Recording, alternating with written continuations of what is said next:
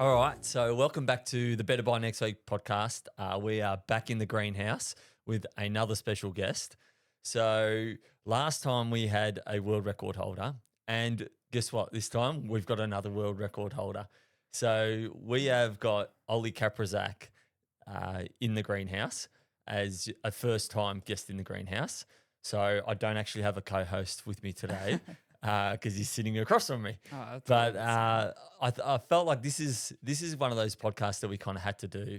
We've briefly spoken about what we've done, what each other have done in our first podcast. But after your heroics at GV Backyard Ultra, we thought that I thought it would be a good idea to have you on the podcast and kind of just explain to our listeners what you've achieved thus far to this point in your short career, but it's quite illustrious. So welcome to the greenhouse, Ollie. It's a really big honour to be able to have a green cup. We don't just hand them out to ourselves. We got to be we have to be a guest in the greenhouse to be able to be rewarded one of these. So I think that's the coolest part right now. Yeah, that's right. Well, yeah. But yeah, I thought I'd start with some of the achievements that you've had. And so you ran your first half marathon when you were only 11 years old. And a long time ago. That's almost 6 years ago now. You ran another half marathon, I think it was a year or two later, and you ran it in 2 hours, which I was like amazed. I remember that day. It was the Halloween howler. Yep. And you got all dressed up and stuff like that. And the sun was just coming down and you were rounding that last bend. And I'm like, oh my God, how on earth is he doing this in 2 hours? I actually remember that race as you told me to stay conservative at the start. I took off like a rocket with all the other people and I come back and you're like, just slow it down. I'm like, yeah, I'm feeling fine. And then I get maybe another 1.5K and I'm like, oh gosh, this isn't looking good. Well, you were still pretty young when you did that event. And I mean, a lot of young kids go out like a rocket. Yeah, that's right. But look, you were having fun doing it. So then you ran 100 kilometers at a backyard ultra. You were only 14 years old. That was at Dead Cow Gully. Then you went on a year later at 15. You broke the under 18 world record in backyard ultra with 34 yards, which is about 230 kilometers. Then this is where it gets really epic because, backyard ultras are one thing but actually racing ultras in general is a whole another ball game. And so this is last year, you won the 50K Yang's Rock Around the Clock and you were one of only 5 people to ever run that event under 5 hours. I heard that statistic. That was pretty cool. That is pretty cool. And then this year, you went on to win the 50K Maroondah Dam against some of the state's best ultra runners. We'll kind of go into that event and unpack it a little bit shortly. But then now, just the other week, you broke your own under 18 world record for backyard ultra, which was 36 yards. And that was 240 kilometers. And just as a side note, that's the 7th best all-time yardage at a backyard ultra for under 23s as well. And you're still only 16. Yeah. All right. So welcome to the greenhouse, right? With those kinds of stats. But what I want to know first up is like when I read those stats out like that, how does that make you feel? It's funny. I never really soak it all in at times, but there'll be moments that, like, how you have your shower thoughts or at night, and I'll just be thinking about, like me, the whole world, like there's like 8 billion people. Me, I'm the person that holds this record, and that kind of feels really like a surreal moment. But honestly, it doesn't really cross my mind too much when I'm just out and about and in public or at school or anything like that. I just feel like a normal kid. Yeah, I find that you tend to be pretty humble about. I try to be. Yeah. You try to be, but you don't. You don't really say too much about it being a world record or anything like that. But I think for our listeners, a bit of context to how hard it is to run for 36 hours straight. You're so young and your body's still developing, and I mean, on average, you probably need 10 to 12 hours sleep, and for you to be able to stay up for that long and just continually grind it out. Well, running as well is another issue as well with that. And Yeah. the thing is that when I'm going into that event, I remember saying to myself, I'm like for teenage kids especially, like sleep is the thing for them, and doing this is completely out of whack. It goes against everything a Yeah. teenager should be doing. Yeah. So I guess I want to touch on like why are you so passionate about running? At first, it was so when we're talking when I was 11 doing 21 Ks, I remember looking up to you and saying, "Oh, I want to do it for dad," right? And that was probably not the right reason to be doing something like running.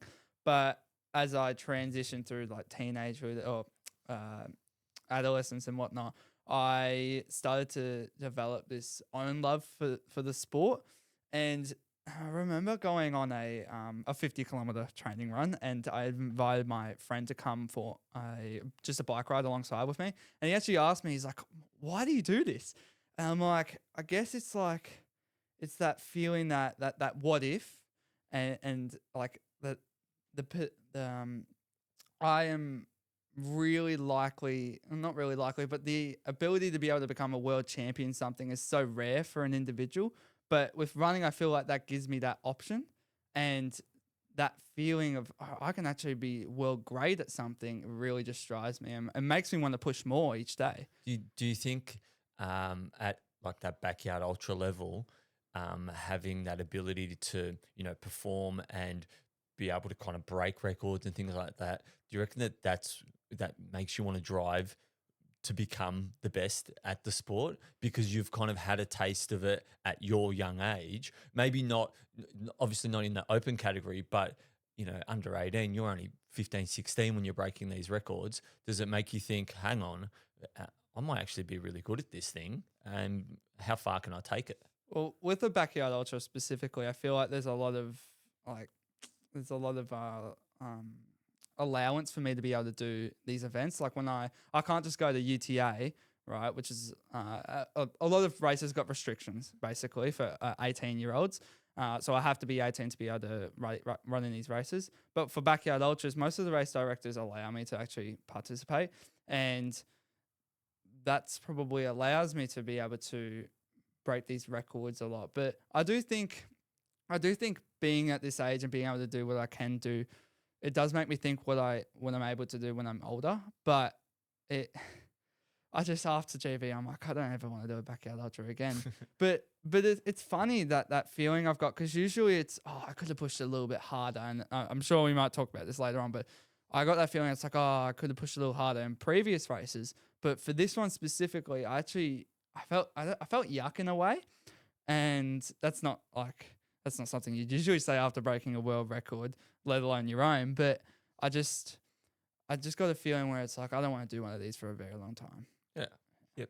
I kind of wanted to shift a little bit and kind of ask you, how do you feel you balance school, running, being a podcast host, and I mean you have a job as well, right? And you help around the farm as well. So how do you balance all those things and and achieve what you achieve? Well, there's definitely a lot of things now that you mentioned there. I don't think about it too much, but it kind of just happens in a way. Like you just deal with it on the spot. But with my job, it's very seasonal. So when it's in the wedding season, it's super busy. So then I'll have to adjust a couple of things. But with school and training specifically, I'll always do my runs earlier on in the morning. I'll do my workouts earlier on in the morning so that in the afternoon that leaves time for homework and everything. So it's all about like setting specific times in the day, like whether that be in the morning or the afternoon or late afternoon, where I'm like, oh, I might just need to sleep in, and then I might just run really late in the afternoon after I do my homework.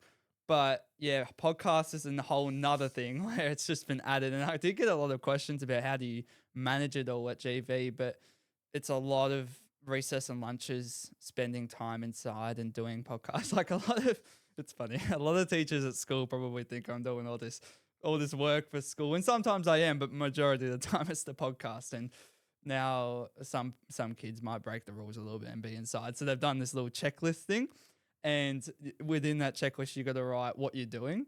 And I said to Jesse, I'm like, Jesse's one of my teachers, and I'm like, I'm not technically doing schoolwork. I'm doing stuff for the podcast. He's like, is that what I want to hear? And I'm like, no. I'm like, I'll just put that out doing sociology work. But I just do the podcast and podcast notes. But you find time throughout the day, and you set time throughout the day to be able to do all the things. Yeah, I find it amazing. So I'll go to work and I'll have a look on the Life 360 app, and I'll know that you've got a run for that day. And I'm like, oh, he hasn't done his run yet. I'm like, Yeah, okay. I do know. I'm like, okay, we'll see how it goes. And then it'll be like 7 o'clock, and I know it's dark, and I'm like, oh no, is he going? And then I have a look on there, and there, You'll get that bidding. yeah. Then I'm like, I can see that you've left the house and you're going for your run and you're crushing. I normally just send you a text. Like, Yeah. keep crushing. Do you get those texts? Well, I sometimes do, especially when I'm coming home. Like I'll go, oh, you last little push, mate. I'll try and motivate Yeah. you from afar. Yeah. Well, one thing that I see you doing, and I really admire, is that you don't stay long in your own comfort zone. So I find that a lot of people will race events and distances that they're good at, and they'll get really good at that, and then they'll just stick to it, and then that's all they'll do. And I've found that you've had the opportunities to stay at the backyard ultra distance. You've had the opportunity to stay at that 50K distance and keep doing those events because you're winning these events. And it's amazing. But you keep pushing in the direction of the things that you're not good at. Why do you, like, for instance, you want to get faster at the 5K? All right. Why is that? Why do you not just stay in your own comfort zone? All right, that's the example exactly that I was going to use. But I guess it's more of just exploring of what I'm capable of. And I look at a lot of elite athletes that I aspire to be, and I find with the 5K, a lot of them are really fast at that. And that's something that I'm not. But I find it really, really, really cool to be able to explore outside that comfort zone. It's all about exploring for me. And if I can explore as much as possible to make myself better, then I'm going to do that. But because if you're staying in that comfort zone, think of it as like a little zone. If you're staying in that zone, you know everything, right? And if my goal is to know more, why would I stay in that zone, right? Yeah. So it's like I step out that line from that zone, and it's the 5K. It's the, oh my God, I'm looking at kids my age running 14 minutes for a 5K, and I'm running 17. Like, it's that kind of stuff. And it's like, I'm interested. I want to know how these kids are doing it, and I want to know how these athletes are doing it. Do you thrive on that challenge? Yeah, I think so. But it's important sometimes to not get down on yourself about it. It's like, oh, I'm making no progress here, because that's sometimes what I might get trapped in. I might look at other kids and like, they're so much faster than me. How am I ever going to get there? But you do. Like, I remember, I use this thought where, so we went out to a specific park run out of the local hills, and I ran 21 minutes, and I dreamed of trying to break that. And I remember dreaming of trying to break 20, dreaming of trying to break 19, 18. Right. And now when I'm at this really fast point at breaking 18, and I'm thinking, how am I ever going to get to 15? It's like, I look back and it's like, I wanted to break all those things, and it comes, and it does come. It's just you got to put in the work. So so you use reflection to make sure that why is it so important, this fast 5K time? Like, why do you find, like, when we're talking the events that you're getting really good at are those ultra events around that 50K mark. Why is it so important to you to get fast at that 5K? Well, I don't want to get too scientific here, so I'll try, and I'm always trying to explain it to Dad. He's like, you can't say it on the podcast because it's going to be too technical, but I'll be try to be as simple as possible. So realistically, what's happening, it's not the 5K exactly that's making you better at these greater distances. It's more so making those slower paces feel easier, right? So right now, if I'll be able to run a 3:35 pace for a 5K, right? And that's really hard for me. But if I'm able to run a 3-minute 5K, right? What do you reckon that 3:35 pace is going to feel like? Really easy. So that's what it's sort of about. And you're getting quicker at less effort. So that running economy kind of plays into it. Okay, and then and does that get like when you go into say a 20K race or a 50K race, that running economy makes you obviously it's all about the running economy. It's all about that amount of energy you're using for an effort. So you become more efficient. Yeah, Is that what you're so saying? much more efficient. Okay. Oh, that's fair enough. Was that simple enough? Yeah. No, that was pretty good. That was pretty good. Yeah. You often try a lot of different things. You're always coming to me asking, Dad, I want to try this. I want to try that. I want to try high carb. I want to try bicarb. You're often doing that. Do you like that trial and error approach?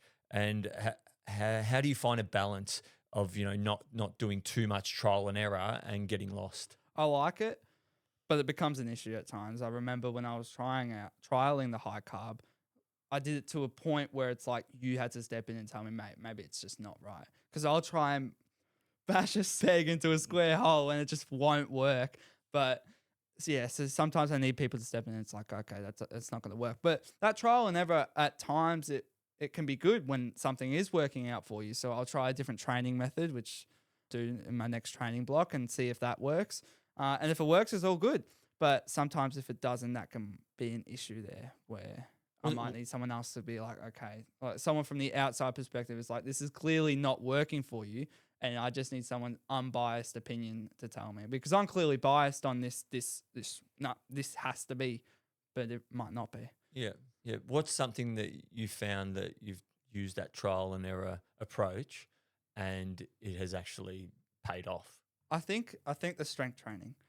I think incorporating heavy weight. So what I used to do was I used to do lighter weights, but a lot of reps, right? But now I've suddenly changed to heavier weights, but lower reps, and incorporating plyometrics with that. And I found that and it also depends on what you're training for. So for the 5K, I've been doing this, and I think that really gets those muscles firing and is almost makes you more explosive rather than the lower reps, higher reps and lower weights.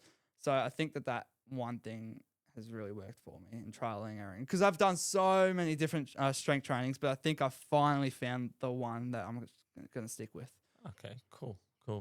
What advice would you give to younger runners starting out, or anyone for that matter, looking at getting better, quicker in their running journey? So we're talking about maybe a 5K like quicker, or like just getting better in general. Just getting better in general. What is like one bit of advice that you'd give to especially young runners? Because there's a lot of young runners that look up to you and see what you're doing, whether it be in backyard ultra or in the ultra distance space. What's the one bit of advice that you'd give to them to get better? Like, I mean, yeah, so I'm not talking about, do some intervals or do whatever. What's something that real holistic that you use, an approach that you use to get better? I think a really good one is don't compare yourself to others. When I was really starting out, I used to compare myself to you, for instance, or even now Phil Gore, who's running 119 hours and I'm running 36. That comparing yourself to someone is really, really bad for you, because you're on a completely different journey. It's all about, so you're in your chapter 1, whereas someone else might be in their chapter 40, right?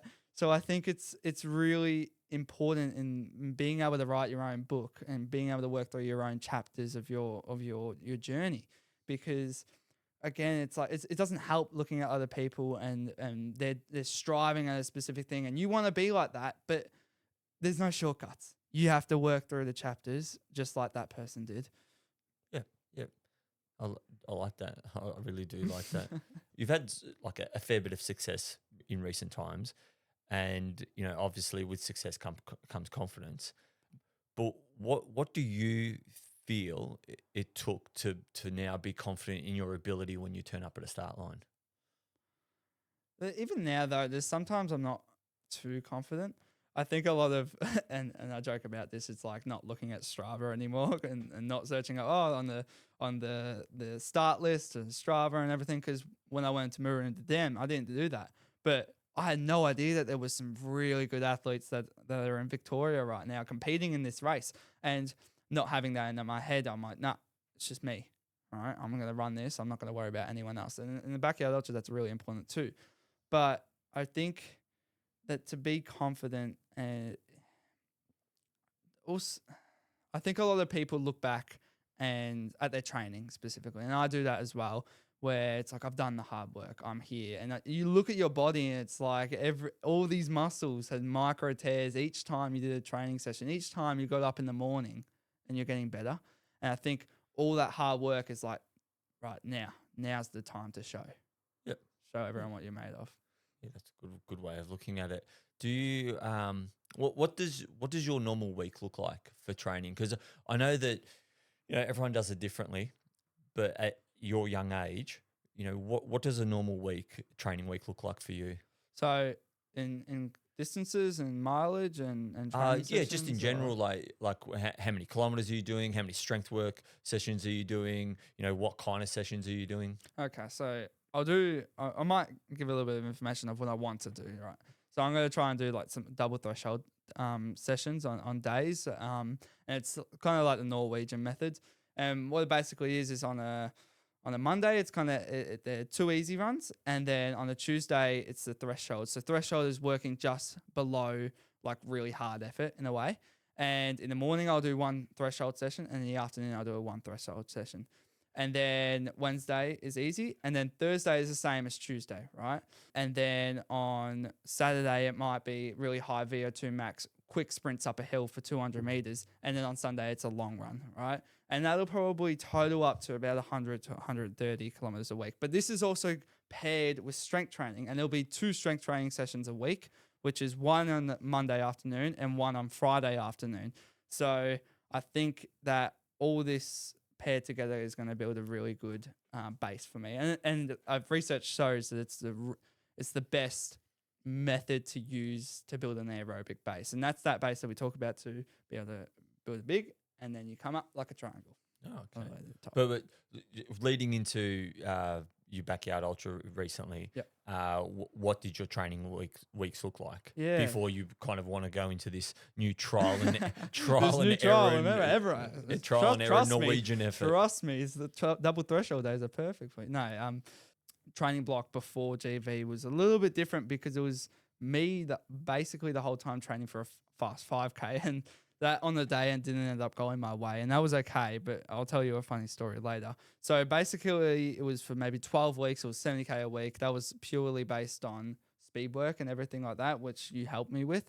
And then on the last maybe 2 weeks, I was started to peak. Maybe I think I peaked at maybe 100Ks and then 130, 120Ks on that peak week. But that involved a 70-kilometer run out of our local hills and bushes. So that definitely did some damage. What was you thinking behind doing that really long run? 3 weeks out. I needed some ease at my brain. It's like, okay, I can still do this. Because it was a very long time since I ran a long distance. It was back in April where I ran my last 50K, and I hadn't run a backyard ultra since last year's GV. And I think that really just put my mind at ease. It's like, okay, you can still do this, right? And then from there was dropping off to GV. Yep. Did you find that you got the confidence that you needed from that long run? I definitely had that mental toll that it takes on you. The last maybe 15Ks was a rough grind. It definitely reminded me of what it was like.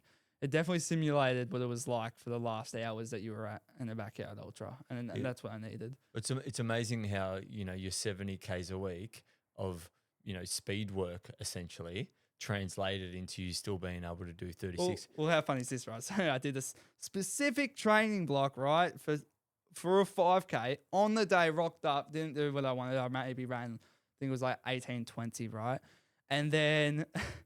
After the 130-kilometer week, we had Phil Gore over, so it was the Phil Gore effect, and we went down to our local park run, right? And this course isn't as good as the one that I wanted to do my 5K on the 3 weeks prior, and I ran I ran like 25 seconds faster, so getting 17:55 compared to 18:20 after 130Ks the week prior. I just don't know what that says. It's weird, and what we're about is going into something like a 5K being relaxed, right? I think on the day I had so much pressure on myself. It's like, I need to run this. I need to run these paces. Whereas when Phil came over, it's just, I'll see. It's almost mental, isn't it? Yeah. It sounds like it's a bit of a mental trap. A lot of people really it's overlooked. Like the mental game is very overlooked. Oh yeah, most definitely. Nutrition's a big thing. And you being so young, not only do you need to eat a lot because you're growing, but you need to eat a lot because you're an ultra runner. How does your I think a lot of our listeners would want to hear like what your kind of nutrition looks like. Yeah. Just like on a daily basis. I mean, thank God Weet-Bix exist. Otherwise, me and your mum would have your no shopping bill money. would be a lot. Yeah, but so what does your kind of nutrition look like? Well, for starters, I remember going to school and being like, "Oh, I gotta be healthy, no sugar and whatever." But that's not it, right? It's definitely not it for me now. It's definitely not it what it should be for people, right? I feel like carbohydrates is definitely your friend if you're running like ultra distances. But for me, it's a lot of, and you went to a nutritionist. It's a lot of a lot of meals, right? So it's you got your carbs, you got your protein, you got your fats. If you have those three in one meal, you find that you're super full and you're actually not snacking as much. But so for the most part, it's maybe 3 meals a day where it's including all those three. But also, I want to talk about specifically protein. And for me, I like to consume a fair bit of it. Like I'm maybe 1.5 to 2 grams per kilo. So I'm 60 kilos. So that's 120 grams a day. It's usually recommended for normal people, maybe 1 gram per kilo. But just because of the amount of work that you're putting in the load on your body, I've doubled it in a way, and science backs that up.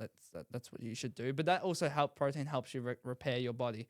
So it's a lot of eggs. We got 16 chickens, and Dad's always like, "Where's all the eggs?" And they're all in my tummy. So I'm having like 6 eggs at a time at points. Yeah. So scrambled eggs. I was selling them at work until you started eating them all, and I was bringing in a dozen eggs a day to work. Now I'm lucky to bring in a dozen a week. Yeah, but do you still have treats and stuff like that? Of course, I think it's so important not to be so strict on it because you need to reward yourself for the hard work that you're doing. Like, and with that also, you need the energy. Like I'll always have some chocky here, some lollies here, a donut here and there. Like it's not the letter of the law to be no sugar at all because at the end of the day, right? What's the tailwind drink that we drink? What is it? It's literally all sugar, right? And that's what you need for carbs. So sugar is a very good source of carbs, but the problem with the processed sugars that can be bad on your guts and be bad for you. Yeah, I think so most of the time, well. if you're having, so we do low GI and high GI, and high GI is really bad and is easily, so like high GI food example is like a snake, and that's easily being able to break down and metabolize into like a quick energy, right? Yep. But whereas low GI is more so sustained energy over time when you're consuming it. Yeah, yep. I kind of wanted to go back to Dechau Gully in 2023. You ran 15 yards and 100 Ks there. Did you feel pressure in that event? We kind of went into it and we were in it as a doco. So yeah, that was pretty cool. So did you feel that pressure and what was it about like that backyard ultra that you liked and what did you learn most from that event? That event was really cool because you had so many other greats there. And that was one of the events that the world record was broken at. So you had Harvey Lewis, you had Sam Harvey, you had Ryan Crawford, you had Phil Gore there, you had you there. And this whole thing around the doco was also really cool. And it was great to get some exposure as well around me and what I was doing. And I think at that time we also were on the news and the newspaper. So a lot was happening at this event. But I feel like being so young, that pressure never really occurred to me. It was more so I'm like, oh, I'm just going to do this for fun. Like we're going over to Queensland, we're running in this cool race where all these great people are. There wasn't so much pressure there, but I feel like now that, and also because my name wasn't out there, and that's another issue. Whereas if your name is out there, you feel obligated to perform at a high level. But even then, I felt a lot less pressure, and it's like, oh, this is just fun. Yeah. And now it's fun and yes, my name being out there a little bit more might add a little bit of pressure, but it's important to be able to hone that in a way and just like, no, this is fun. I'm doing this because I love the sport. That's a good way to look at it in terms of not putting too much pressure on yourself because I mean. Yeah, you're a young guy. Everyone's kind of looking at you and going, "What can he do? What's he going to do next?" Especially now, I actually do feel a little bit of pressure because I'm starting to become that age where I'm 18 and I'm no longer like under the title of, oh, he's a 14-year-old kid running these distances. I'm going to actually have to start performing soon. Well, I think the intro kind of No, spoke for itself. I mean, So like if on you- world stage races. You know Oh, what I mean? well, some of these races are world Yeah. stage. So, an event that always gets mentioned on podcasts, and I've heard this so many times, is Mirrenwernet. And for the listeners, it's a backyard ultra that was run in Victoria last year in 2024. And Oliver and I ran it together. And this event took place on the hottest weekend in, I think it was like 10 or 20 years in Victoria. It was 40 degrees in the scorched sun the whole weekend. And at night, it only dropped to about 28 degrees. It was hell on earth out there. I want to know from your perspective, because you ran 22 yards there. You beat some of the best runners going around in Australia in that backyard ultra. I want to know, like, from your experience, what was that event like? Well, it was fun until it wasn't, obviously, towards the end. But at the start, I was like, oh my God, you got Ben Nichols, right? Yeah, Matt Doob going, you have Paddo going, David Patterson.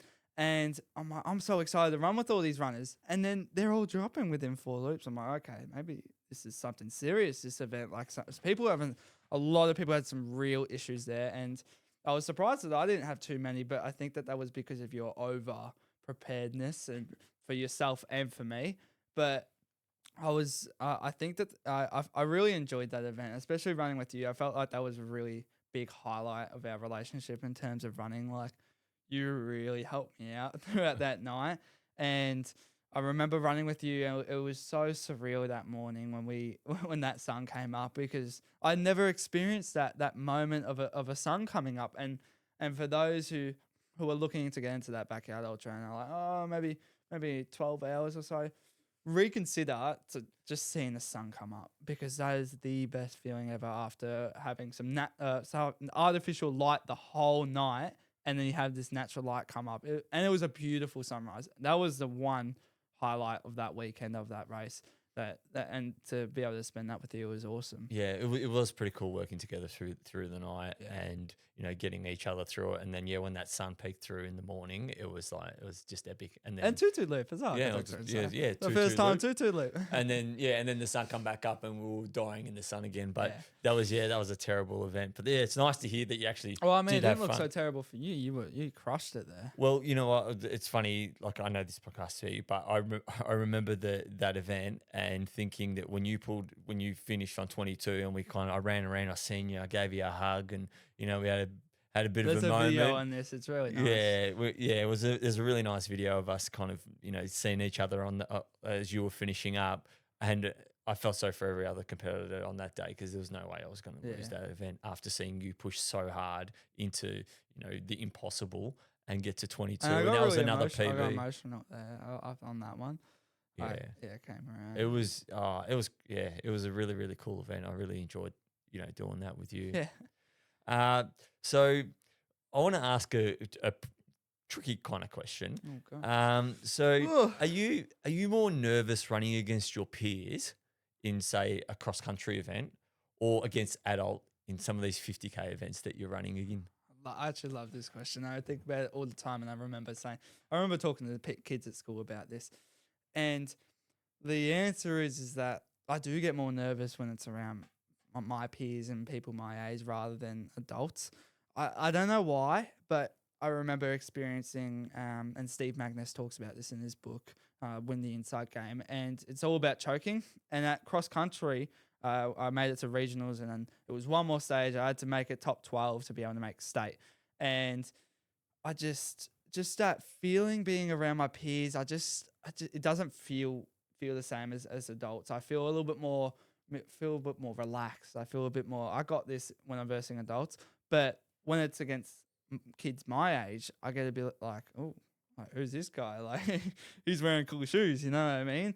And I took off at cross country, and I was in the right position. I knew what I had to do, but it's weird when I can't explain the feeling I get, but it's weird. I'm looking ahead, and it's seeing kids my age doing better than me in a way, or they seem to be doing better than me, and I know what I got to do. I'm like, I have to catch them to be able to make it to state, and I just don't. I choke, and I overthink it. Whereas with adults, I might look at it and like, I'm going to chase them down. I'm going to do this. So in a nutcase, I do feel a little bit more nervous around. Do you find though that's it's funny how you mentioned that, because some of these adults are pretty incredible runners that you're running against, and to be not nervous against them, but be nervous against your own peers, does it kind of allude to to you thinking that it could be a little bit more mental at times? It's definitely more mental. I feel like physically I'm up to like scratch with these kids and everything, but and even mentally, I just don't know what gets in my head at times. It's like I've run for 36 hours at a backyard ultra. I've done the hard yards, and I can't hold it on mentally for 5 kilometers. It's a really weird situation that I have to figure out. Yeah, but it's a cool thing that you can still Well, work that's on. the thing I need to explore. And also, actually, this is a really I've just come to me. It's because it's that the 5K is not my kind of area. It's these kids are footy kids. These kids are cross country kids. That's their comfort zone, right? And now I'm moving away from my comfort zone from the 50Ks where I'm versing adults to this 5K, outside my comfort zone, and that's where that nervousness comes from, because I haven't experienced this before. Whereas these kids are all together. They've done this before. They've done it together before. They're all in their own comfort zone. So it's almost like I'm playing their game in a way, and they're not playing my game, which is why. And I think if it was switched around the other way, if there was kids that were running ultra marathons and there was adults that were running 5Ks, I don't think it's more so to do with the fact that the age. I think it's more so to do with the fact of the activity, the intensity, the workout, the 5K, the 50K. Yeah. Yeah, I don't know whether there'd be too many kids that are doing 100K a week and then going into cross country, or doing that's another issue. Or doing a 28-hour backyard ultra and then 3 days later trying to back up and do a 5K cross country. Yeah. So that's it's funny. I knew you'd kind of arrived on the ultra running scene when I seen your performance at the 50K Maroondah Dam, and like it was the first time that I'd seen like how much true grit you really had. It's something that I know I run and I can bury myself and stuff like that, but I don't think I'm as gritty as you. And when I seen you run that event against adults, and it was you were in the top 3 and you were jostling for positions, and I'd stuffed up, and at halfway mark I'd forgot to give you your bottle and you had to run back and you went from first into second because the guy overtook you. And I'm like, oh my God, what have I done? What did that feel like? And like, what can you describe that event? Because I mean, it looked like like you'd pulled it off. Like it was just like a masterclass in pacing. And was it fun, competing for those podium spots, and you were all within a couple of minutes of each other? That event was so epic, and I'll go from the start gun to the finish. So at the start, it's almost so this guy had taken off, and I'm just letting him up front. I'm just sticking at my pace, and we're still in a group of 5, right? And then when we get to this first hill, right? So what happens in Maroondah Dam is this really long 10-kilometer hill, 1,000 meters gain, and so this guy's up in front. He's running his own race, whatever. And it's just a pack of 5 with us. And then it starts to get split off because I noticed that I need to pick up the pace a little bit here. So I move into second, right? And then I almost catch this guy at the top of the hill because I feel like he's blown up a little bit. And we're just walking together. So he's first, I'm second. And then third's maybe, I'm actually not too sure how far behind he was because I was just focused on first. And so we get to the top of the hill and we just ran with each other for like ages. I'm talking like 15, 20 kilometers.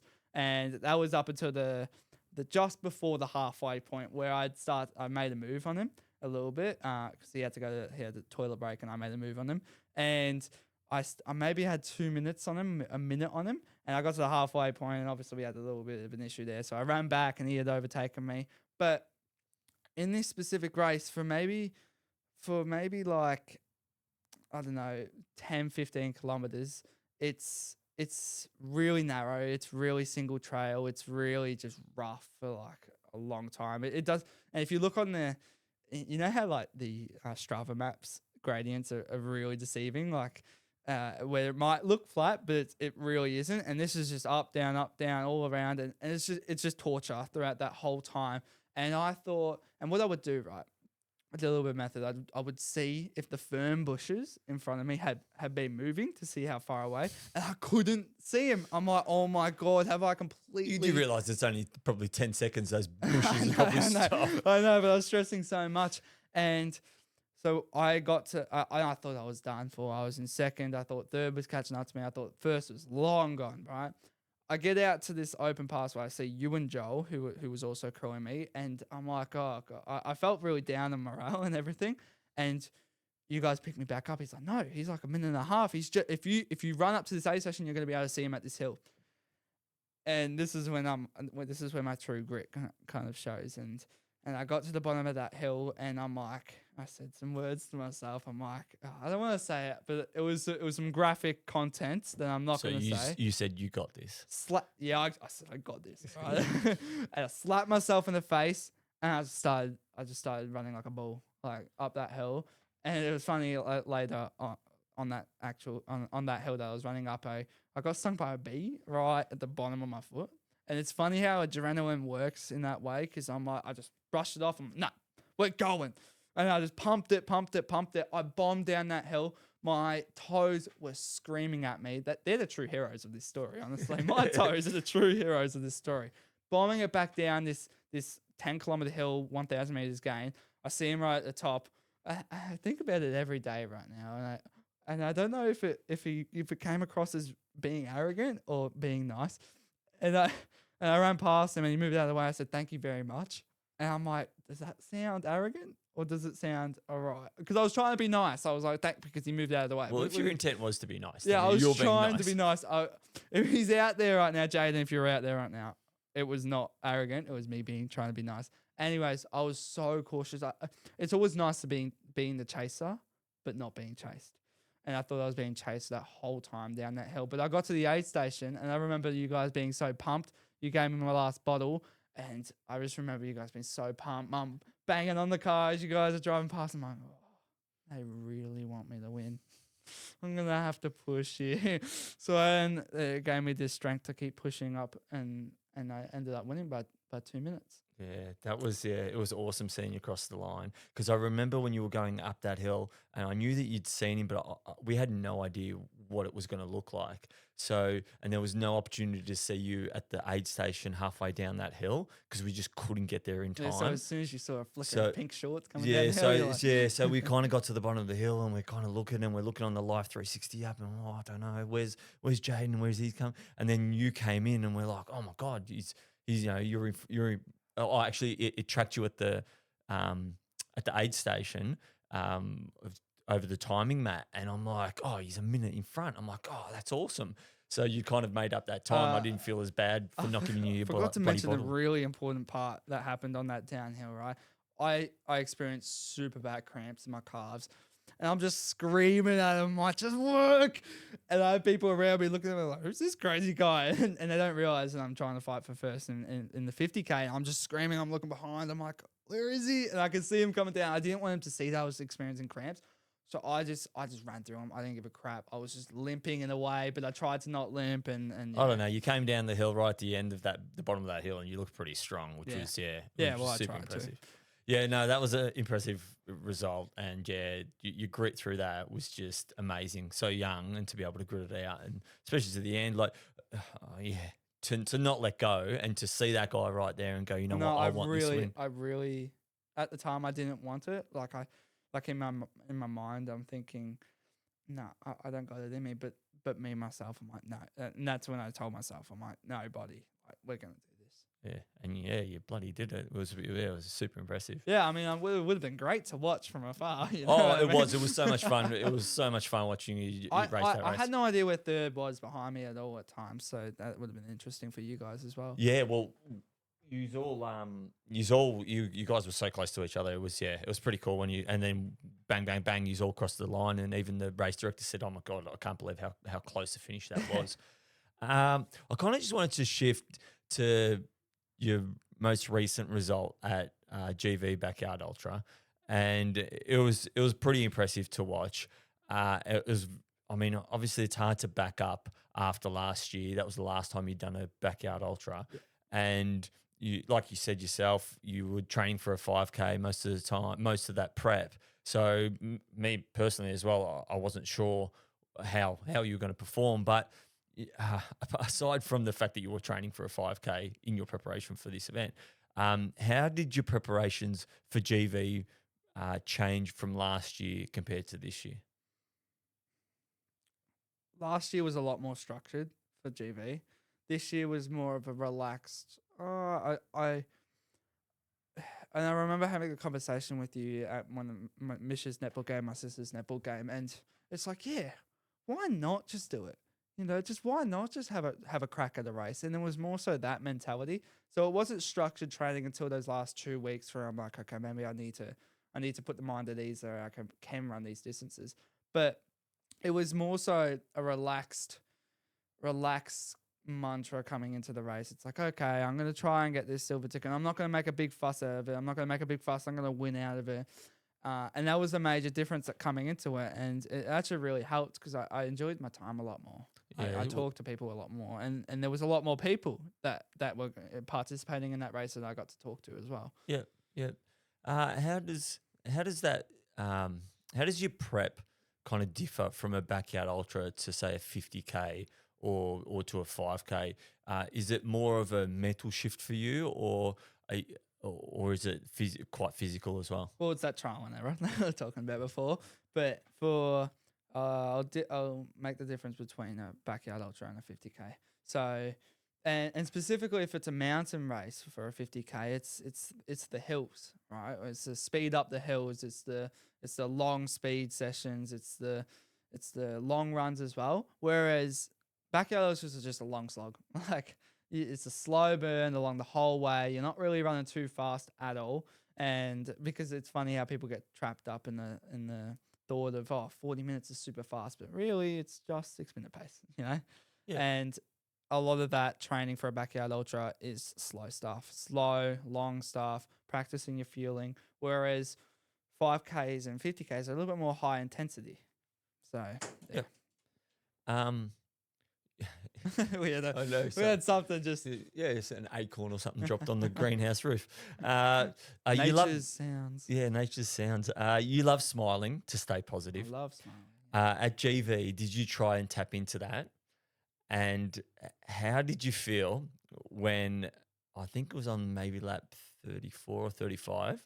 How did you feel when I showed you a video of yourself to try and motivate you to go one more loop? Because that video, for anyone, I might actually put it up. I'll put it up, and I'll actually play that video. And it's a video of Ollie trying to talk to his future self when he's really, really struggling to motivate himself.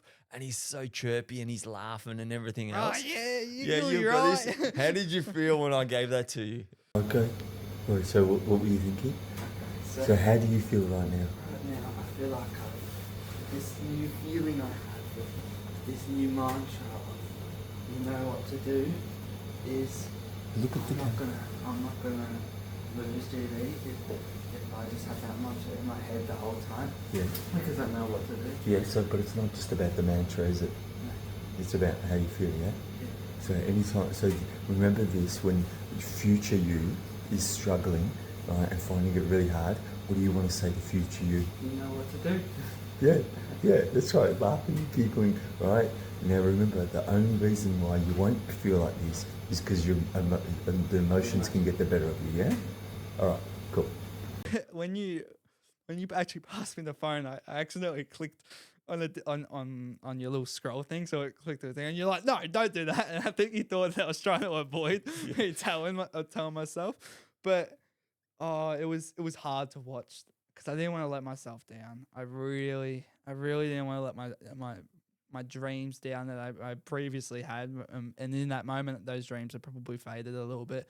But throughout the whole race, I just love smiling. Like I just love it when I'm going up to random people. Like there's a guy called Dr. Sexy there, and I talk. I don't know how I did it. I think it's talking in third person. I'm like, oh, gee, I heard that Dr. Sexy's doing real well. I just do that to people all the time. Even a guy named Sean and the Crow, Brendan. Brendan is Brandon. Yeah, Brandon. And this was across the whole participants and race field, where I'd go up to him and I'd tap people on the shoulder and I'd make them look one way and pretend the other went the other way. So And you're the annoying kid running around. I was an annoying fun kid, but I mean, I feel like I made everything. Every time I made someone smile, and I think that was cool. really cool. Even with Praddy, like just laughs. The Crow just laughs.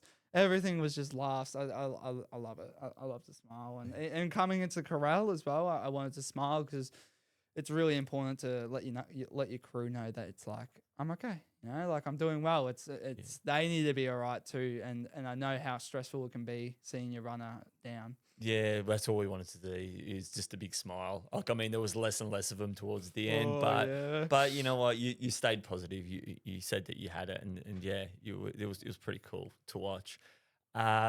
So what was it at GV that finally ended your event?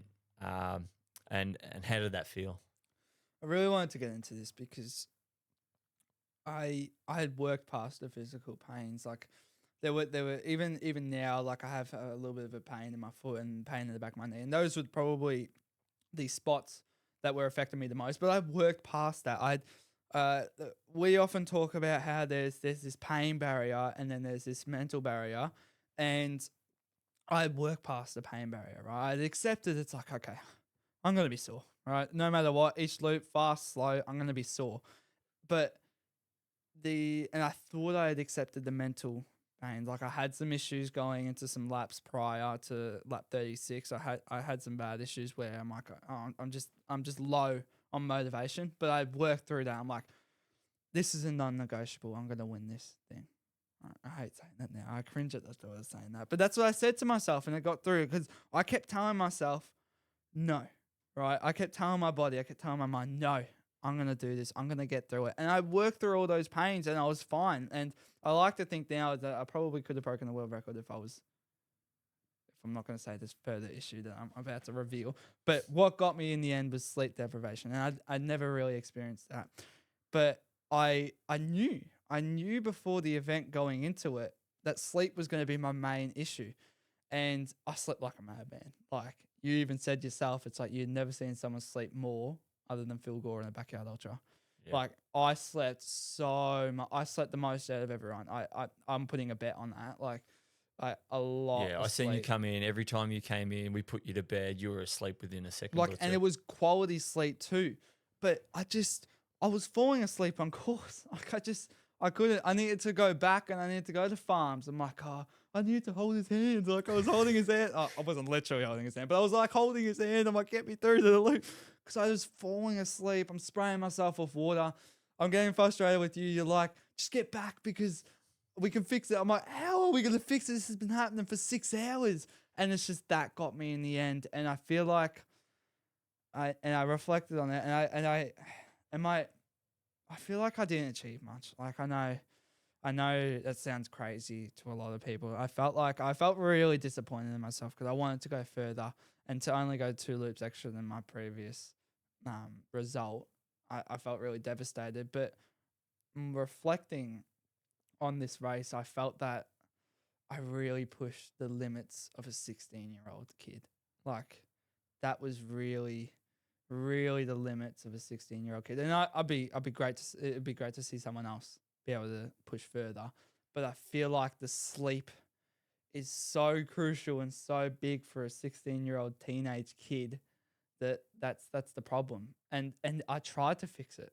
I really tried to fix it, but nothing was working. And I remember coming in on these loops, getting good quality sleep. Like on one of the final loops, you guys were shoving me to wake me up because I wouldn't wake up. I was so tired. And I remember saying, Dad, I just don't say it, Ollie. Don't say it. And I went out. I'm falling asleep on loop. Robbie, the race director, sees him on my last loop. He can't believe. I'm like, yeah. like the whole time. Yeah, you were out of it. Yeah, you were completely out of it. And And yeah, I just and it's nice thinking that I was able to push to that point where I just actually physically, not even physically, I couldn't sleepily go further, but I don't feel as accomplished as what I did in previous I mean, years. yeah, look, watching from an outsider, I felt like you executed that race perfectly. You ran fast loops to get sleep.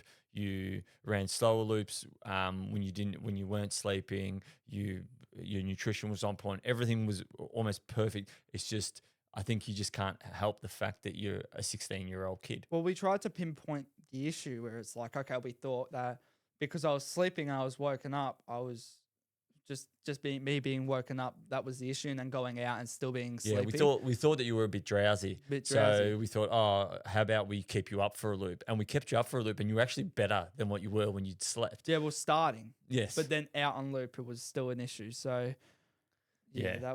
that's just another issue. Yeah, you And- sleep is and sleep, I- and and I you need it. And I reflect upon that where I get that, and you know how I was talking about before with that bad vibe I got from GV, and I just, and a part of that is to do with the 36 hours and that result, and I just don't want to do one for a very long time. I just don't think, and I'm not even talking about like it hurt, and it hurt, but I'm fine with that hurt. But you It's know what? that it's do that you think? sleepiness. It's, Yeah. Do you think it could be the fact that you feel like you've achieved as much as you can, like physically, you couldn't go any further because you just can't stay awake? Well, as I said, I don't think it's physically. Like if physically I could have broken the world record. I Yeah. believe. I believe. I know it's a really big call, but it's genuinely. Well, you did. You broke the under 18 world record. The headspace I was in, I genuinely believe that the whole time I could get telling my body, no, you're gonna be fine. We're gonna break the world record. But for those who, and it might be a little bit confusing with the drowsiness, and they might not know, but if you're sitting, and for anyone who's experienced, if you're sitting in front of a TV late at night, right, you're watching your show in bed on Netflix, all cozy, and you're like, He's fallen asleep here in front of me. Yeah. So like you're slowly falling asleep, but you want to stay awake. Oh, I just want to watch this last little bit. I just want to run this last little bit, but He's fallen asleep again. Yeah. I had the Crows bus. Oh, that bus was cool, and they ran past me. I said some stuff to myself where I'm a little bit graphic. I'm not going to say it out loud, but and they ran past me. I'm like, I just let the bus go. Right. I called them, and they're like, and you told me I called them. I called you, and you told me, and like get on the bus with the Crow. Talk to Joel. I'm like, no, Dad, they're already got long gone. They passed me like a kilometer ago. And you're like, no, just get on the bus. That's the universe telling you something. I'm like, yes, it's the universe telling me to get on that flipping bus and run through this night. So I bolted for like maybe 1.5 kilometers to get back to that bus, walk with them on the zigzag hill. So there was one hill throughout the whole course. And I just let them go. I'm like, I can't keep up with them because I was falling asleep. But it's funny how I was able to run that fast to get to them. So what does that say? It doesn't. It's not saying that I lacked physically. I was physically so strong. But you physically couldn't stay awake. Yeah. I think that's what I'm getting to. I think physically, like leg muscle strong, like moving, running strong. Form was great. I thought your form, everything was on point. But yeah, I mean, you can't beat age. So I guess we'll move away from sleep. That was a little bit of an in-depth. We'll move away a little bit from sleep. And like I wanted to ask, there were so many cool people that you could have ran with at GV. And I know you were looking forward to running with heaps of people, but who were you most looking forward to running with, and who was that, and what was it like running with him? Oh, his name brings a smile to my face. It's Paul Pratt, guys. Pratty, it was awesome running with him. I loved it. It was either I was watching from afar on his race or he was watching from afar on my race. But this race, we were actually able to run together. And I remember sharing so many laughs, so many loops with him. It was incredible. He just made this whole journey, like, fun. And the way we helped each other out, like, he would have some issue with the common walking issue in the backyard ultra in the front of your shin. I go, all right, I'll talk to Dad because he knows about it. He knows how to tape it up. Everyone gets it. You're going to be fine. and I'd run a little bit faster to tell you, so you help him, and then he'd return the same offer. Is that Favor. favor? Sorry, but he'd return the same favor, and he would get me to a certain point on a loop where it's like, okay, so I would tell him I need to run 48s. He'd get me to a certain point and then drop me off, and I'd run. So he'd return the same favor, and he was just awesome to run with. Yeah, I remember you coming in on one loop, and I put you to bed, and you'd gone down for like 2 or 3 minutes, and I was just about to walk out and do something, and Or you're was like, I chanting Praddy's name? no, and you're like, oh, Dad, I'm like, what's up, mate? You're meant to be sleeping, and you're like, oh, Praddy needs you. He needs to tape up his 'cause I foot forgot. or I this or remember, that. yeah. And so, I mean, obviously, you guys had a blast running out there. So, what worked at GV and what didn't work? What worked was the sleep and the fast loops. I remember thinking, oh gosh, 40 minutes is too fast for me, but it isn't. It's 6-minute pace, like I said, and it's basically running the whole loop and walking the hills, right? Like something that you would normally do on a training run. And I was able to get back in and feel like I was able to get enough sleep. Well, in the long run, I wasn't, but for that next loop, I was able to get enough sleep. What didn't work was switching my liquid intake in terms of like on one loop. For the whole event, I had tailwind, just basic endurance mix, I think, in the endurance mix. And then one loop, I'm like, I feel like I need to switch it up. So it's just the Gatorade. And then the next loop was tailwind high carb, right? And I felt like that was maybe a little bit of a gut disturbance in my guts, and which probably led to a downfall. And the issue that actually, why this relates back to my sleep was that I wanted to be able to run faster, and I could definitely run faster physically in terms of my legs, but I wasn't able to because of my guts. So I had to slow down. But when I slowed down, I was more sleepy.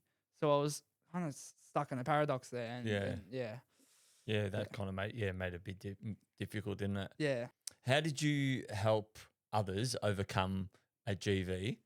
And coming in, So how did you help others that were struggling out there on course? Okay. So there were a couple moments. So one guy, I remember talking to him, and he just got, I think it was 23 hours. And he's like, oh, I'm going to stop at 24. And he ended up stopping at 24 because that's a really big milestone. But I remember talking to him. It's like, no, I actually believe in you that you can go further. Like, you've come this far. And I remember saying to him, it was about, like, you're just going to have to accept that it is what it is. That it's pain. It's painful. It's going to hurt. I said to him, I'm like, when you're running faster, you're feeling pain, right? When you're running slower, you're feeling pain, right? So what are you going to do about it? You're going to, no, it's race over. I'm done. I'm feeling pain. No, you're going to accept it. And I told him it's all about being accepting of the pain. It's all about being patient.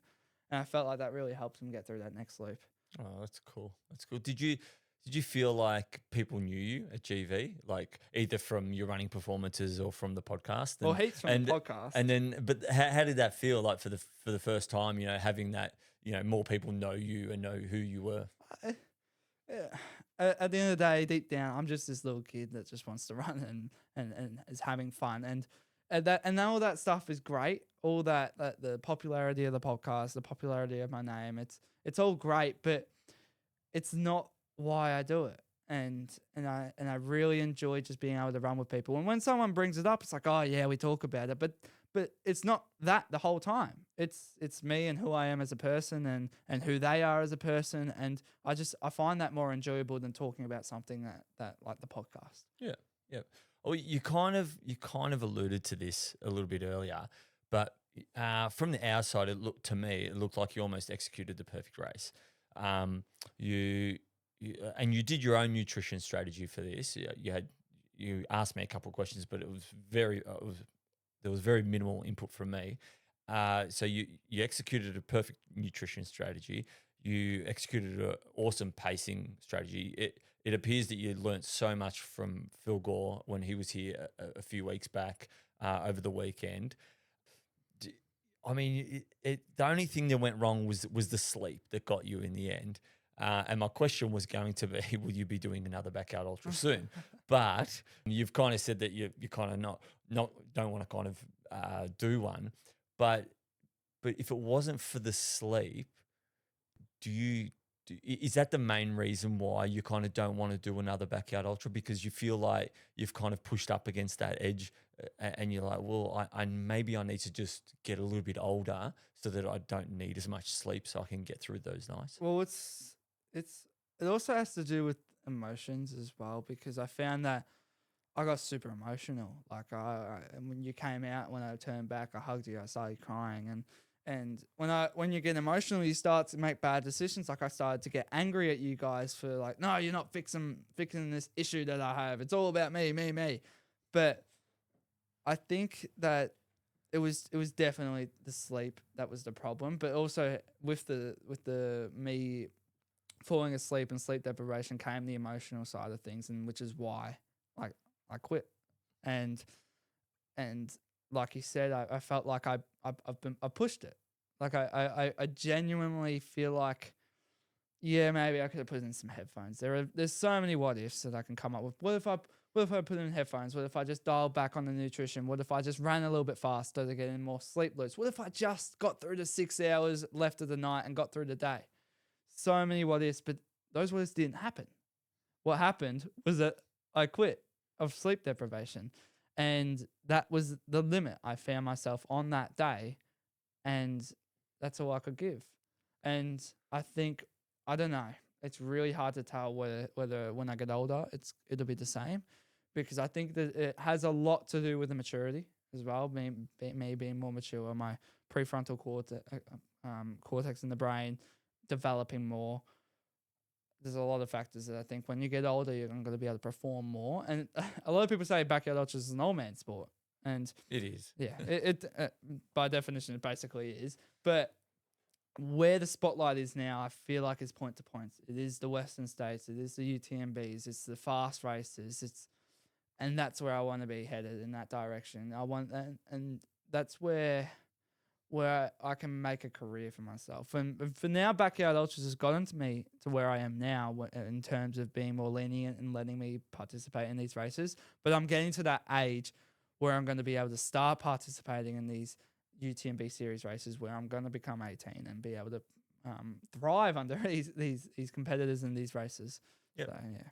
That's cool. I kind of wanted to go a couple deeper questions now. We're kind of, we touched on a lot of stuff from GV, but what I wanted to ask you is, like, do you feel a weight of expectation when you turn up at an event? People know you now as the kid that dominates most of his races, and do you feel that, and do you feel more nervous now when you turn up to events? I know we kind of touched on it, but also, what does the future look like for you when you're no longer that kid? Are you nervous about that transition between the two, between being that dominant young kid and, you've almost got like a free pass if you don't perform? People often can say, oh, he's just a kid. But then as you now transition into adulthood, are you nervous about that transition? Well, I'll go from your first question. I'm not more so nervous on the expectations as it applies on me. It's more so the expectations I place on myself. I have these such high goals that I want to achieve, and I get nervous that I might not achieve them. And at GB, I didn't achieve my goal of winning and getting a silver ticket. And placing that expectation probably wasn't a great idea. But that's where I said before, it's like more coming into an event relaxed. And what I find with being more relaxed is that I'm able to run 25 seconds faster in a 5K after a 130K week. So I think I'm not more so, I don't feel pressure from other people. I couldn't care less, honestly. Like what the bad comments, the good comments, as much as like the good comments are, it's all about me at the end of the day and what I tell myself. But exactly what you said. I'm so scared of that no longer being under the title of this little boy who's running these 230 kilometer distances, 240 kilometer distances, and it's a scary step that I have to take, but it's necessary. It's inevitable to happen, and I'm gonna have to thrive under it. And I feel like once I get a race under my belt, under that young adult status, then I'm gonna thrive in the future. That's really good. Yeah, that's a really good way of looking at it. How do you feel being exposed to all these world class athletes? And has it impacted your growth when it comes to running? You know, you've been exposed to guys like Harvey Lewis, Sam Harvey, Phil Gore, like some of the best ultra runners going around, best backyard ultra runners going around. The podcast, you've been able to reach out to some of the best ultra runners and get advice from them. You know, do you feel like that makes you a better athlete? I think, of course, it does. I look at it, and we always talk about this. We've said this on prior podcasts. It's like I'm able to talk to the LeBron James of my sport, whereas individuals are not even like they're not even going to be able to go to a game and watch LeBron James because he's going to retire soon. You know what I mean? Like, and I'm able to invite a world record holder, the GOAT of my sport, over to our house and be friends and talk with him. Like, and it's funny because a lot of people think, oh my God, like you have a world record holder over and it's incredible. But nah, he's just Phil. Yeah, Like, he's just Phil, my mate. Like I know him and we share good times and everything. And that same goes for a lot of other people like Ryan Crawford and Harvey Lewis. Like all these people I'm able to talk to just like they're my friends. Whereas people in the NBA or AFL, they're like, oh my God, they're like they're a different like being. They're not even a human. Like whereas I look at these athletes and they're just like me. But coming back to what you said, it definitely supports my growth and it gives me confidence knowing that like I'm backed by these people. Like I had Ihor Veras who messaged me from Canada on one of my races saying, giving me advice in a backyard ultra. Like who does that? You know what I mean? I feel like I'm really spoiled in terms of the resources that I have and I should appreciate that a lot more because kids who are looking to get into just running in general, that they don't have those resources. I guess you can mentor a lot of kids though as well. Well, Like I'd look to do that in the future, definitely. I do a journal, obviously, and I feel like it'd be $1 million book because there ain't no book out there right now that's helping me and helping other kids. And I find that that's a really big issue because we're all curious and I'm all about trying to help kids. And it's interesting because our viewership on Spotify isn't like it too many doesn't kids, reflect. but, like, No, it doesn't reflect too much of young kids. But then I mean, obviously over time, I think when people discover who you are and how you started at a young age, and a lot of people are going to want to know how you did it at such a young again, age. coming back how I handle like all of life's challenges in school and everything. Yeah. Oh, that's right. I know you're mentally strong and you're super resilient, but what is it that you think that sets you apart from most runners? And do you think that this will be the catalyst for your future success in the sport? My youth. I think that really something super big that really separates me. It's I'm able to compete at their level at my age. It's like I can't wait to think what I would be like at their age. You know what I mean? Or when I'm not even. It's in broad terms. It's usually said that mid-20s is your peak, or mid-20s to 30s is your peak, like physical fitness. And You're 10 years off that. I'm basically 10 years off that, and I'd like to think I'm performing pretty well right now. But yeah, I have time, and someone like you might be. I hate to say it all the time, but you're fighting against Father Time in terms of fitness, but you're still going along. But for me, I got so many years to trial and error. Trial and error. Yeah, that's right. Well, hopefully you learn from a lot of my trial and error, Yeah, and then hopefully. you kind of take a lot of stuff on board, and then so you don't have to do as much. What's your current focus with training? I know you might have you briefly touched on it, but is it going to be I know it's the Norwegian method of training to get faster and stuff like that. Is there a focus to do a particular race or anything like that? For now, it's a 5K, but because I'm in year 12 next year, and I want to give one last hot crack at cross country because I feel like I can perform pretty well there, and by doing this Norwegian method, I feel like that can get me to that level. But so that's sort of a side thing. The cross country, I want to do well in that and see how I go in my peer group of people my age and see how I can perform under that pressure. Like I said before, like that choking pressure. But in terms of racing and ultra running, and I think now stepping away from backyard ultras, I'm starting to realize that I need to maybe race the 100K distances a little bit more, 50Ks, 70Ks, 100Ks. I feel like dialing in my speed over that kind of those kind of distances is really crucial. And hills, like hilly 100Ks. So the next race I'm really thinking about is local company Trails Plus hold like a festival at our local hill, the U-Yanks, and I was planning to do the 100K there. Okay. So but not going straight into the miler, like the 100 miler, because I think That's really that's special a- distance, isn't it? well, yeah, and I want to go to the Western States and be like, oh my God, it's his first miler and he's winning and breaking course records. Like, you know what I mean? Oh, I love how you dream. I know. Well, you got to have big dreams and yeah, I can't wait for those moments to happen. Yeah, I reckon they'll happen sooner than rather than I later. really just. Oh, Yeah. I can't. I wish everyone in the world got the feeling that I feel right now. I wish they get to experience that feeling because it's awesome. Yeah, oh, that's really nice that you describe running in that way. Who do you look up to, and what do you value in them, and do you try and work on those things so you possess those traits? I'm gonna say you, right? But I have another person. I know you don't want me to say you, but it is you. You got me into all this in a way. Mm.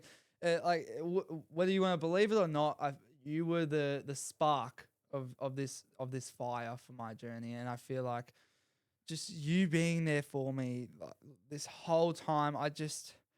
People really underestimate how hard it can be on me, and for your support, like your support there is really helps me navigate through challenges that I'm having, whether it be with puberty or just niggles around my body and everything, or with schoolwork or with problems in life. It doesn't even have to be with running. I just aspire to be you in a way where how you just deal with issues under a really challenging time in a way. Like I might be experiencing trouble at school and you're just really supportive in that way, or I might be experiencing some issues in training and you're really supportive in that way. So I wish I had your support, or I aspire to get that support as I'm older, and hopefully through genes and DNA and everything I get that. I'm sure you will. Hopefully you'd be better than me and you don't get as cranky as what I do at times. But in terms of actual running, I it's such a basic term, not term person to use, but I feel like Kilian Jornet, just the pinnacle of ultra running, I feel. And I read his book, and I love the way he goes about things, and he's so relatable. You know when like you just don't feel like you're fitting in or anything like that, and you have that one other person that you might look at on social media or read about, or just you're actually friends with that person and you just feel at ease. Did you ever have a person that's like that in a way? Like, I don't know. There was no social like media you when I was feel- growing up. I know, but like you can just relate to them. Like your friend, your childhood friend Paul, like Yeah. and his parents and everything like that. Oh, Like, no, they made me feel awesome. They always made me feel welcome know, and loved. And I feel the same with Hans Troyer, who's another young athlete, and Kilian Jornet when he was talking about when he was a young athlete in his book. And I just love that buzz, that feeling I get with them, because it's like it reminds me that I'm not crazy. I'm not this crazy kid that's doing ultra marathons. It brings some normality into what I'm doing. And what is actually interesting how he comes across in that book is he's very reserved, I feel, in a way where he doesn't like all the attention. He doesn't like all the city attention. He doesn't like these lights on him. He never, ever wanted to be a person who inspired other people. And if he could go back and erase it all, he would. But I just like the way how he deals with things and how he's so down to earth. And I want to be like that in terms of running. And the way he goes about his expeditions across the Alps, like running all along the peaks and all along America's Colorado peaks and everything like that. I just want to be present in nature like he is. That's pretty, yeah. They're a couple of really outstanding fellas, those guys. no. Especially the first one. He definitely belongs on the mix of names of Killing John. Oh, yeah. No one knows who I am. Yeah. We often have quite philosophical conversations, and our listeners would have seen some of the reels and stuff that we post and the way you think and things like that.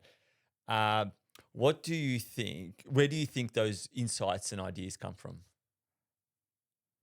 Like from both of us? No, or- just more so from you. Like you seem pretty wisdomous at times. wisdom. Youthful wisdom. Yeah, you seem pretty wisdomous. Like, where do you think that comes from?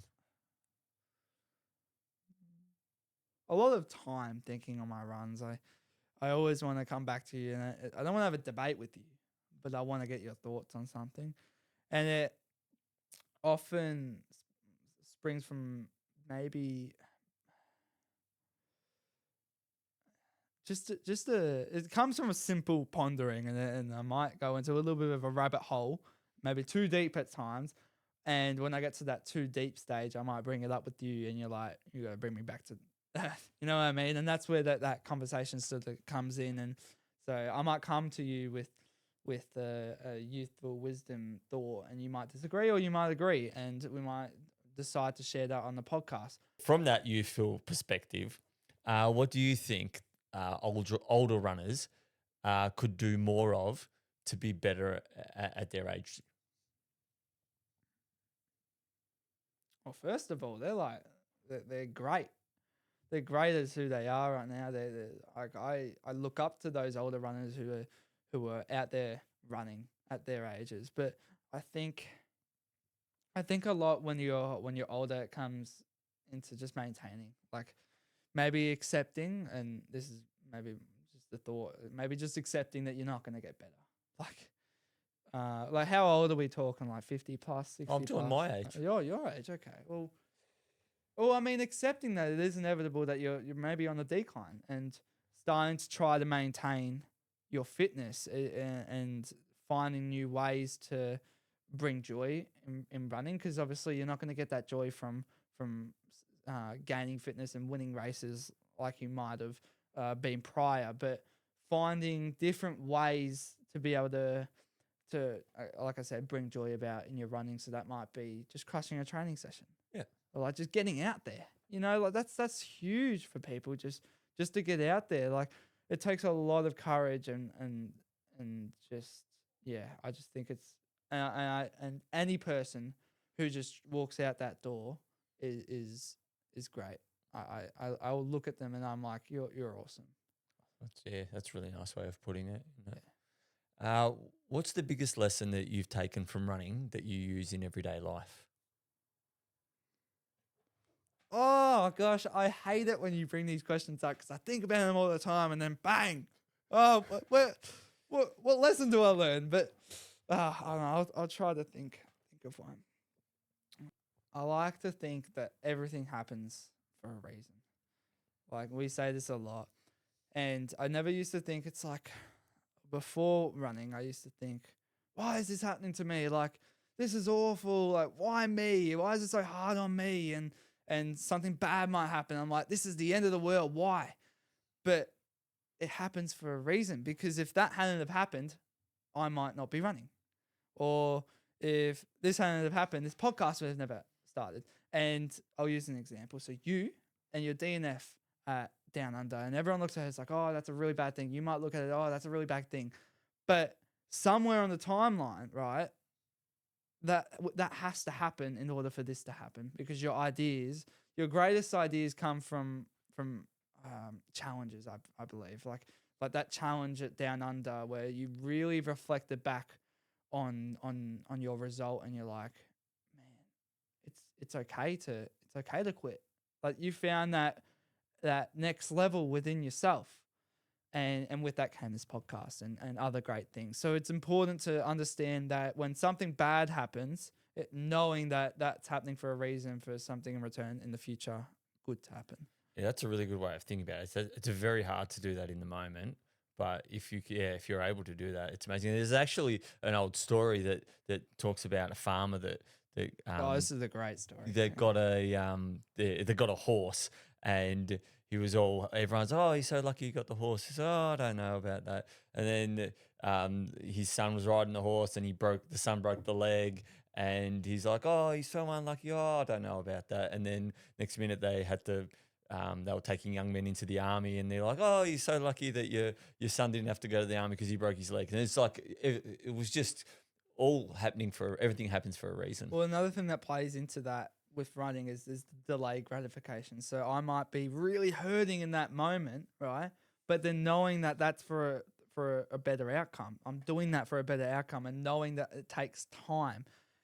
And trusting the process. Well, trusting the process, and I don't want to mean like I'm better than everyone else, but I feel like with this newfound love with running, I've been able to develop my delayed gratification. And what I find with a lot of kids, and there's experiments of this, and I've said this before, how little kids have a chocolate placed on a plate in the room, and they're told just not eat it, and if they don't eat it within like a specific amount of Sorry. He's. I'm trying to get my notes up. Mr. Host needs his co-host over here. I'm trying to get my notes up. All right, I'll continue my story. Sorry. So they'll have to wait 10 minutes, and then if they do wait 10 minutes, then they might get a greater reward. And most kids really struggle with this. Eat the chocolate straight away, don't get a greater reward. Never know. But me being able to understand that is something great, because I'm able to, for instance, with running, I'm able to deal with pain and understand that pain's a good thing and it's not a bad thing, and pain is something I need to have in order to get my dream, my goal. Yeah, so it's like I said, part of the process Yeah. of growing and all that kind of Well, stuff. yeah, that part of the process with running, but also in life. Like Yeah. I'm able to, I know that if there's stops and then stop at, and they're not, yeah, I'm done there. Let's go. It's the same. Like you don't have all your friends there, and they're not all with you for your whole life. Some drop off for certain parts of your Yeah. life, and some stay with you for certain seasons of your life. So Yeah, that's a really nice way to. You're so wisdomous. Oh yeah, wisdom, well, youthful wisdom. So we reached out to our listeners and we got a whole heap of questions. So that was kind of the deepest stuff. This is really cool. Right. I'm excited. And we got a whole heap of really cool listener questions, and some of you've already kind of answered throughout the podcast. But I'll start with this one from Andrew Runs Far, and he runs. and so finishing Barclays or running 100 backyard laps, you can only choose one. What I would like to do. Well, you can only choose one. Yes. Okay. Oh, If you could only choose one of those two things. Barclays is just so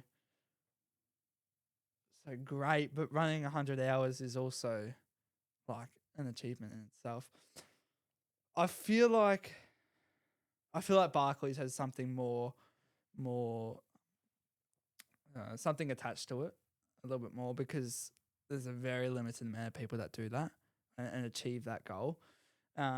Whereas a backyard ultra, it's the sport is starting to evolve, and I feel like there's a lot more people capable of running 100 hours, and I don't think it's as Prestigious. but I don't think it's as great of an achievement as finishing Barclays. Barclays is just incredible, and Yeah, there's very few I'd people be that have interested finished to in see history. if you and I love the format about it. It's like you got to send this email at a It's very certain time. It's very very mysterious. mysterious. Yeah, so I think it's really cool to even let alone get into the event and finish it. Okay, so next question from I am a beans. And What? I am a beans. That's what I said. Wait, I am what? I am a bean. All right, I feel like this might okay. Yeah, keep going. It might be one of your No, mates. Yeah, I feel like it is one of my mates because we have What- this funny joke at school What about shoe- beans. Oh, Anyway, I don't keep think going, it is. keep going. What shoes did you wear, and how many carbs per hour fluid did you consume? And congrats, by the way. I don't know if that's one of your mates. Okay, I don't think it's one of my mates because they would not be asking me But go, carbs. yeah, but go. So what shoes did you wear, and what were you kind of aiming for carbs per hour? So I went back to retro, and I went with the Mark IVs to start off with. So there's a whole Mark line. And Hoka Mark 4s. Hoka Mark IVs, yes, that's important to had, and there's Hoka Mark 5s and Hoka Mark 6s, which is the new ones. And I went back to the 4s because Dad had old pairs, and they're exactly like the 5s. But so I wore them for majority of the race. I did switch up to the New Balance Moors, which are super cushiony, but I had found that in one of my pairs of shoes, they were probably too small for me because my feet had swollen, and the other one was just too much. And I felt like I just needed to go back to the Mark 4s, Hoka Mark 4s. But at times I did have the Topper Ultra Venture 3. That was just there for a switch up. That was really great at times. And that's more of a trailer shoe actually, but because Dad had run in them so much, it's moved them out to a little road shoe, which was pretty good. But majority of the time was the Hoka Mark 4s that really worked for me and helped me. And as soon as I switched back into them, I'm like, oh my God, I feel like I have a fresh set of legs. I bolted off. Yeah, they just really worked for me.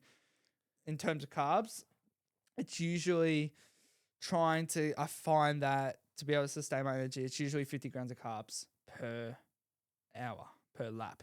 So that'll include my 25 grams of carbs from my scoop of Tailwind, and then food to when I get back to add on top of that. Yep. All right. So the next question we have from Tall Joel. What do you want to be when you grow up? Smiley face, but also seriously. So I'm taking the smiley face. I want, and I'm just going to say this obviously, I want to be world champion. I want to be the greatest of all time in ultra running, and I want to strive to that with my running and running career. But I also, alongside with that, I wouldn't mind being an author. I wouldn't mind writing books about the issues that I might experience and some other kids that might experience, and helping young kids get into ultra running, because the sport is evolving. I feel that there's a lot of individuals and a lot of young individuals going into the sport and are having these issues and just don't know how to deal with them. So I'd like to help them in that way. But also in terms of school, I people can't shut me up about sports science. I'm so excited to go to university and study everything about a sports science course. And with that, probably would come a job where I might be a performance coach. So that might look like a performance coach for the AFL or Formula One, or just even starting my own coaching in terms of running for ultra runners. And Well, I mean, the world's your oyster. Like, I mean, a there's lot so of many avenues. There's so many avenues. Yeah, most definitely. So, all right. So next question we have from Jessica Gretsch. So what are some ways your parents have supported you in chasing your big goals?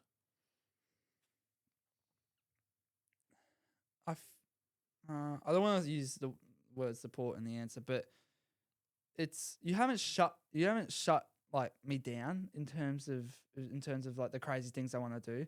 You've always been there for me. You've always motivated me. Like you and Mum are there for me. Like just being there for someone when they're trying to navigate through issues, and it helps obviously with you being an ultra runner and me wanting to be an ultra runner and you being able to help me in that way. But also Mum there just for the emotional side, I feel is super important when I'm experiencing all these emotions going through adolescence and then young and transitioning to a young adult.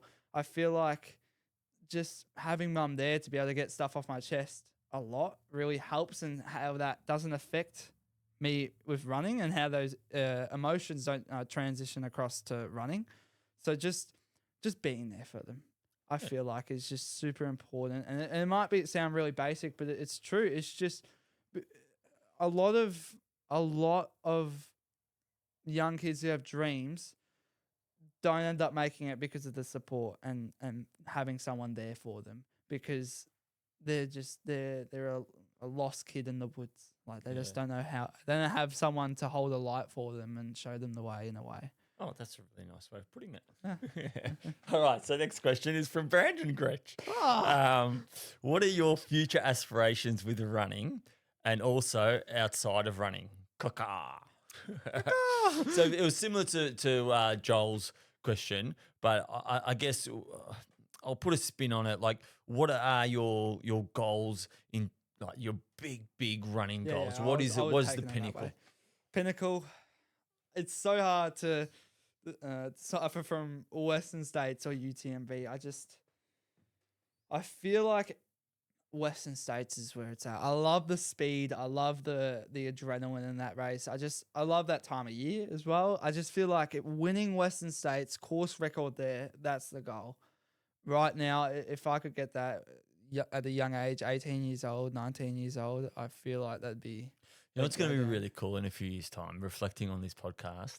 I know. And this is coming like back. a journal. In Yeah, a way. it is. It is. It's going to be really cool to be able to come back, you know, in years' time and or however many years' time and reflect on it. So But that's yeah, Western States is where it's at. That is the dream. all right. So that's a cool dream. So Peaks Too Soon podcast.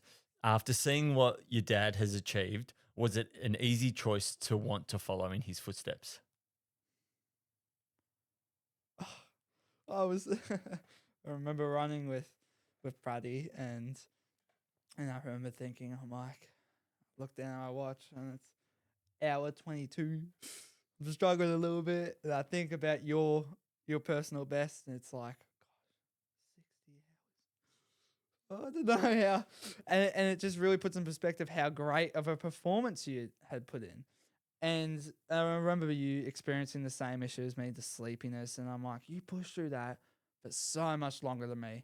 And I just feel like, how did he do that? But in a way, for backyard ultras, it does make it hard to be able to follow in your footsteps. Because I feel like, gosh, that's incredible. Like what you did really, really, really was incredible. And I do wonder, and I doubt myself whether I'm going to be able to fill those shoes in the future because it's so hard, that sleep deprivation. And being at hour 22 and knowing you did it for 60 more hours, 60 more yards, 400 more kilometers, it blows my mind away, seriously. Yeah, I don't know how I did it either, to be honest. I fell asleep so many times. I have so much respect for people who are battling sleep deprivation. Yeah, it's a form of torture in some countries. Yeah. So another question from Peaks Too Soon, which I thought was pretty cool as well. What keeps you grounded when you have achieved things that most people can only dream of? I think the way that I've taught myself to be humble, like really be humble, really helps me stay grounded and know that I'm not this great figure and that I'm the best that everyone's ever seen. Because I feel like being humble is something that I value a lot and helps me stay grounded. Yeah, that's a really nice way of putting it. So I find it astonishing. So this is from Emma Tanta. So I find it astonishing that you have such a mental fortitude at your age. Where do you think this comes from? You, I feel like. You reckon? I feel like it comes from you. I look at you and I looked at you at hour 56 and I'm like, no, don't tell me he's going to pull another Biggs where he runs a loop for each person that he cares about. And you ended up pushing for an extra 26 hours. That time went like out the window. I just don't know where it went. And just seeing you be able to grit your teeth and push past that makes it just like I aspire to be that. I really want that grit and that's what I want throughout my races. Oh, well, I wish I had your grit in 50Ks and you wish you had my grit in backyard ultras. That's pretty cool. Yeah. All right, so this one's from Mark Firth. Being young, what would you recommend to other last one standing athletes to make it through the night? For me to be able to get through the night, I feel like even just getting in and just closing the eyes, that helps more than just staying awake the whole time, chatting to people on your phone. If you really have a goal to make it through the night, close the eyes. Like get into that pattern like what you would normally do back at home. Get into that routine of, okay, it's sleep time now. And trust me, it'll make you go far. Cool. All right, so we've got a couple more questions to finish up. Who's your favourite backyard ultra runner and why? Ooh. Oh, I like Phil Gore, and I feel like, and he even says this himself. He's like not a very emotional person, and I think that is a trait that a backyard ultra world champion needs to have. And I genuinely believe that he'll be the greatest of all time. No one will ever beat him. Oh. Because to be able to, these emotions that are coming in really affect your race, are super impactful on you, and they lead you down bad and everything. And for him not to be able to have that and just be able to deal physically and sleep deprivation goes a long way. And I genuinely believe that no one will ever beat him. Like that, maybe in races, but total, never, ever beat him. I think he's just. I think he does have emotions, but I think he kind of shuts Well, yeah, them off during the race. Yeah, because he during knows that he's all about making sure that what does this situation need, and it's like it doesn't need my emotions, so I'll just leave them out. Yeah. So that's pretty cool. This last one, I actually really really like this question. I don't know how well you're going to be able to answer it, but this is from Amanda. And what is your biggest fear? Oh, what is my biggest fear? You can't say spiders. Oh, nah, dude. Oh, God, I hate it. I hate the spiders. I think I actually have a really good response to this. I am running in the dark. And it's not so much a fear now, but it's still there. But running in the dark alone, I always feel like when I'm running, I feel like there's someone behind me. I get really scared. And then training runs, and I'm just going to have to deal with it. And I've had to deal with it for a very long time. And I've got over it, but it's still there sometimes, especially in some creepy woods and everything. But running in the dark really, really was an issue for me. And we used to joke, it's like, oh, what if you had run last loop at the backyard ultra in the dark? It's like, would you run it? I'm like, I don't know. I don't know. Yeah, it's funny that, and it's funny how you have such a like really bad fear for something, but by constantly exposing yourself to it, it's not so bad anymore. Yeah. Well, I don't have a co-host to say it, so I'm going to say it. Let's bring this one across the finish line. And as you know, our guest always sets the Better By Next Week challenge. So because there's only one of me on this side, you get to set the Better By Next Week challenge for me, but you don't have to do a Better By Next Week challenge this week because you're the guest. On the plus side. So can you set the Better By Next Week challenge for myself and our listeners? So what often happens is that when individuals come on the start line or they're just about to get out the door, all these nerves come in and all these doubts come in and whether or not they're able to achieve what they're about to do. And what I find happens is I like to reflect back on previous achievements. And it doesn't have to actually be the whole training block or previous days of training that you've done. It can be many, many years ago of something that you're super proud of. And my Better By Next Week challenge for you is that when you're on that start line, when you're out that front door, I want you to reflect on everything that you're super proud of, or one really big moment that you're really proud of to be able to get you out that door and get running. Oh, that's really cool. I reckon that our listeners are going to like that one. Well, I actually quite like that one too, because sometimes it's hard to get out the front door, and when you start running, you kind of, it takes a little bit to get motivated. Well, yeah, it's.